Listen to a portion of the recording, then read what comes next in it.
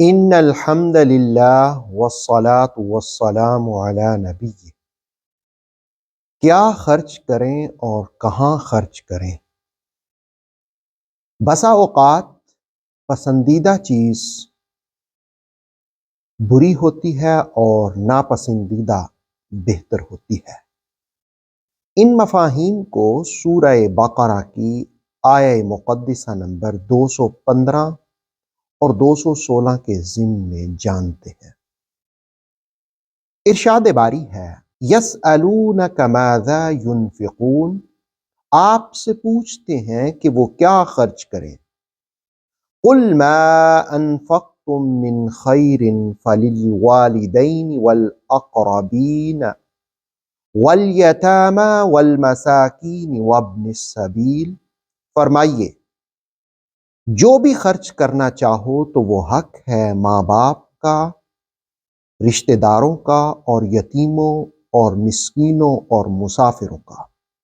وَمَا تَفْعَلُوا مِنْ خَيْرٍ فَإِنَّ اللَّهَ بِهِ عَلِيمٌ، اور تم جو بھی نیکی کرو تو یقیناً اللہ اس کو خوب جاننے والا ہے۔ آیت نمبر 216، كُتِبَ عَلَيْكُمُ الْقِتَالُ وَهُوَ كَرْهٌ لَكُمْ، تم پر قتال فرض کیا گیا حالانکہ وہ تمہیں ناپسند ہے۔ وَعَسَىٰ أَن تَكْرَهُوا شَيْئًا وَهُوَ خَيْرٌ لَكُمْ، اور عجب نہیں کسی چیز کو تم مکروہ جانو اور وہ تمہارے لیے باعث خیر ہو۔ وَعَسَىٰ أَن تُحِبُّوا شَيْئًا وَهُوَ شَرٌّ لَكُمْ، اور یہ بھی ممکن ہے کہ تم ایک چیز کو پسند کرو اور وہ تمہارے حق میں بری ہو۔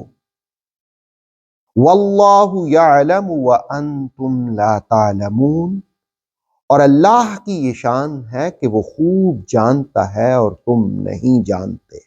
سورہ بقرہ کی آیت نمبر 215 کے نزول کے حوالے سے تفسیر قرطبی تفسیر تبصرہ میں ہے کہ رحمت عالم صلی اللہ علیہ وآلہ وسلم نے ایک موقع پر خرچ کرنے کی ترغیب دلائی کہ اللہ کی راہ میں خرچ کرو۔ ایک رئیس شخص محفل میں موجود تھا، اس نے سوال کیا، اس نے پوچھا کیا خرچ کریں اور کہاں خرچ کریں؟ سوال کرنے والا بعض روایات کے مطابق عمر بن جموح تھا۔ اس موقع پر اللہ رب العالمین نے یہ آیت نازل فرمائی اور فرمایا یسألونک ماذا ینفقون، آپ سے پوچھتے ہیں کہ کیا خرچ کریں۔ قل ما انفقتم من خیر، جو بھی خرچ کریں خیر سے۔ پہلے سوال کا جواب دیا کہ خیر خرچ کرو۔ خیر کا مفہوم کیا ہے؟ ضیاء الامت نے لکھا کہ حلال خرچ کرو، پاکیزہ مال خرچ کرو، اس لیے کہ اللہ رب العالمین خود پاک ہے اور پاکیزہ مال کو پسند کرتا ہے۔ ناپسندیدہ مال، حرام مال وہ قبول نہیں کرتا۔ اس کی قبولیت کے لیے مال کا حلال ہونا ضروری ہے۔ تو پہلے سوال کا جواب یہ ہے کہ کیا خرچ کریں؟ حلال خرچ کریں، پاکیزہ مال خرچ کریں، جو دیانت داری کے ساتھ کمایا گیا ہو اسے خرچ کریں۔ اور دوسرا سوال کہ کہاں خرچ کریں، تو قرآن حکیم کی تعلیمات یہ ہیں کہ فَلِلْوَالِدَيْنِ، سب سے پہلے خرچ کرنے کا آغاز تم اپنے گھر سے کرو، اپنے گھر سے کرو۔ تم پر تمہارے والدین کا حق ہے، قریبی رشتہ داروں کا حق ہے، یتیموں کا حق ہے، مساکین کا حق ہے، مسافروں کا حق ہے، اور جو بھی تم خرچ کرو گے اللہ اسے خوب جانتا ہے۔ سدی کے مطابق یہ آیت زکوٰۃ فرض ہونے سے پہلے کی ہے، بعد میں زکوٰۃ کی فرضیت کے ساتھ اس کا حکم منسوخ ہوا۔ لیکن ابن عطیہ کہتے ہیں کہ یہ آیت زکوٰۃ کے بارے میں ہی ہے۔ وہ کہتے ہیں کہ سدی کو وہم ہوا، منسوخ نہیں ہے۔ ابن جریج نے کہا کہ یہ مستحب صدقات کے حوالے سے ہے، یعنی جو لازم نہیں ہے۔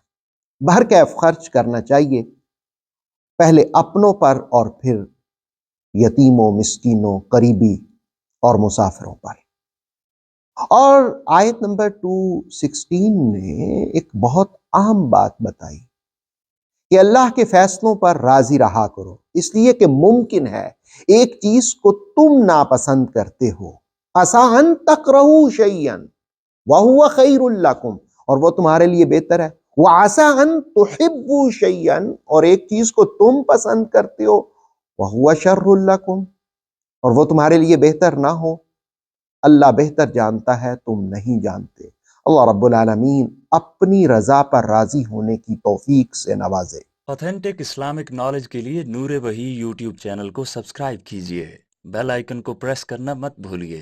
نور وحی فیس بک، انسٹاگرام اور ٹک ٹاک پیج کو بھی فالو کیجیے تاکہ ہماری ہر نیو ویڈیو آپ تک بر وقت پہنچ سکے۔